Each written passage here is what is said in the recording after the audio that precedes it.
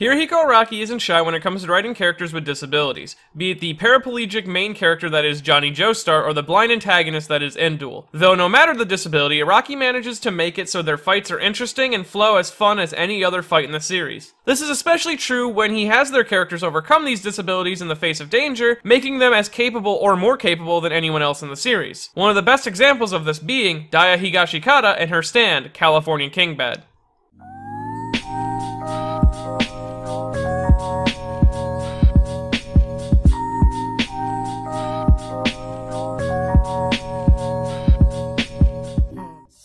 Daya Higashikata is the second youngest member of the Higashikata household, and the second stand fight in the beginning of JoJolion. Though to help us understand Daya more as a character, we should actually examine if there's any meaning behind her name. So Daya's first name is in reference to the playing card suit Diamonds. This plays into the Higashikata family's overall theme of having playing card names. Though by examining the diamond suit from the tarot perspective, we might actually learn more details about Daya's character. Now the diamond suit is actually based off of the original pentacle or coin suit from the original Minor Arcana tarot decks. So by examining the important cards from the coin suit, we can get a minor understanding of Daya's motivations and characters during her introductory arc. Now I should also mention that these cards will all be perceived from the reverse perspective, given that they are being used by a person who at the time had very twisted morals. So first we have the Ace of Coins, which describes the whole of the California King Bed fight. This is a card that indicates that when you try to achieve your goals, you will constantly be met with delays and impediments to your plans. This fits both Josuke, who is constantly finding himself losing more and more of his memories trying to defeat Daya and meet up with Yasuo, while also fitting Daya in her goals to force Josuke to love her, as the more she strips him of his memories, the less interested he actually becomes.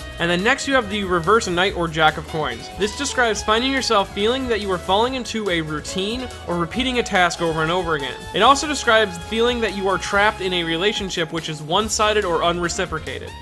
This again fits the motivation and actions of the characters within the arc of California King Bed.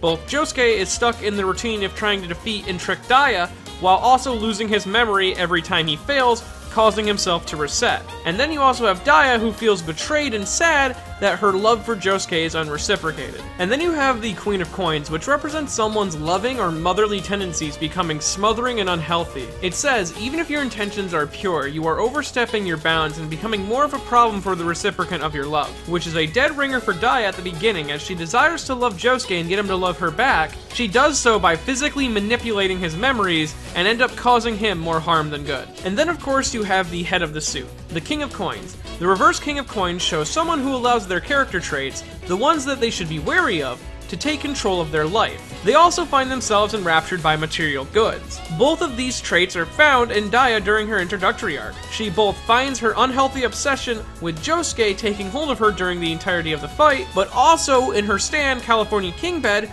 is the embodiment of the second meaning of the King of Coins. California King Bed is a close-range, non-combat stand that takes the appearance of a neck pillow connected to multiple charms via string, and has a flower head in the middle of it. The design was done over-the-top cutesy because Araki wanted to capture the idea of a cute and fluffy stand that a young girl would develop, given that Daya developed it at such a young age. Now stats-wise, California King Bed has a non-applicable in destructive power, non-applicable in speed, E in range, B in durability, E in precision, and E in developmental potential. Now ability-wise is where the King in California King Bed shines, as it possesses one major ability, and that ability being memory swiping. This ability takes place when Daya targets someone and then causes them to feel worried or distressed over her. Once they have expressed their worry about Daya, and Daya confirms that it is worried towards her, she is able to rob the person of a single memory. This memory becomes a small chess piece which ejects from the person, and when Daya holds the chess piece against her face, she is able to see the memory of the person from her perspective as if it was her own memory. Now this ability is actually very vague with how it takes into effect, because not only is it allowing Daya to swipe memories when some person becomes worried about her safety, but also when they become worried about their own safety because of her. I guess it works as long as someone becomes worried about something that Daya is involved with, then that means that she can swipe a memory from that person. And of course it has its own unique weakness, which that weakness is,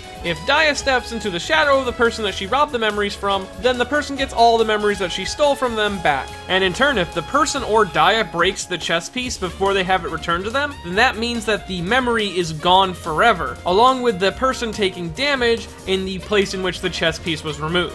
Though another small little interesting detail about California King Bed's ability is how it robs its memories in the theme of the Three Wise Monkeys. First, you have Josuke losing his memory of something he saw, that being the mark on Kira's arm and on the hand railing of the upstairs railing of the Higashikata estate. This allows Daya to make herself the center of his attention and cause him to see no evil, and the chess piece comes from Josuke's eyes. And then you have Daya robbing Josuke of the ability to speak to Yasuo right as he finished typing her number into Daya's cell phone. Not only does he not know who he was calling, but this causes Josuke to not be able to speak to anyone but Daya, which is speak no evil, and the chess piece comes from Josuke's mouth. And then finally, you have Daya robbing Josuke of his memories of his stand, which he has been using the entire time to trick Daya with the sounds that he's plundered, like the light switch and his voice. This causes him to hear nothing but her commands, which is hear no evil, and the chess piece comes from his ear. It might have been a little awkward if Josuke got caught worrying one more time, because, we all know where do no evil was gonna come from. Now, the way Daya unlocked her stand is actually kind of interesting. Because of her fading vision, when she was around 2 to 3 years old, Daya stumbled into the fault line of the walleyes next to the Higashikata estate. This granted her the ability that she has now. This ability allowed her to see from other people's perspective and share their memories, as her vision was constantly fading. This could also allow Daya to see things that she could never see on her own. Also allows her to memorize the foundation of her house and her yard, and then return the memories to the person that she borrowed them from, like her brother or her father, maybe her sister as well. This is because she considered sharing memories to be the most intimate thing a person can do, which makes sense given the stand's name's origin. Now, California King Bed's name comes from the Rihanna song of the same name. The song itself describes a relationship between two people who are physically close but emotionally separate. You have the metaphor of a California king bed, which is a massive bed that keeps feeling longer and longer the further the two drift apart emotionally.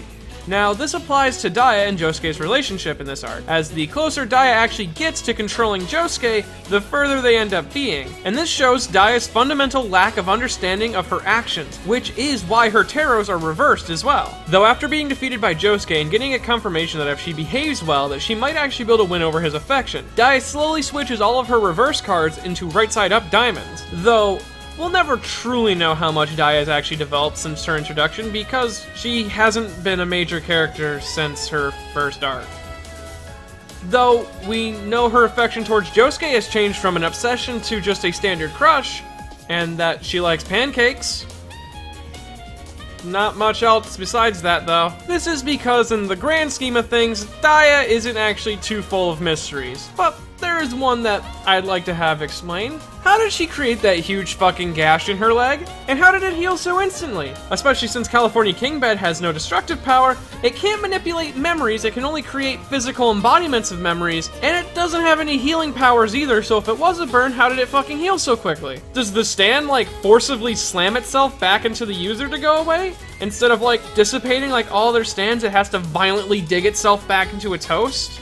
You know, if so, that might explain a lot. Now, if I had any wishes for the future use of Daya in JoJolion, I would have her use her stand to get the perspective on like a main villain, or maybe steal the memory of someone and have her recount information to the crew that allows them to understand why a person might be doing what they're doing. You could do this so much so that you can have her steal the memories of like a rock human to gain a passphrase or the location of an area. Like, for example, the rock human base of operation. If Daya steals that memory, it allows Josuke and the crew to know where to go to stop the main villain. Something like that would be great and allow her to fully redeem herself in the eyes of Josuke, thus completing her character's arc, because as it stands, she just sort of exists.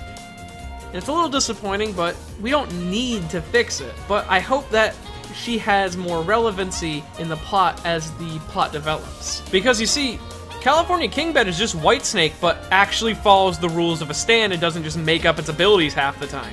So, Whitesnake, but well written. And if you enjoyed this video and want to support more videos like it, I have a Patreon at patreon.com/MannyNotTheBadGuy.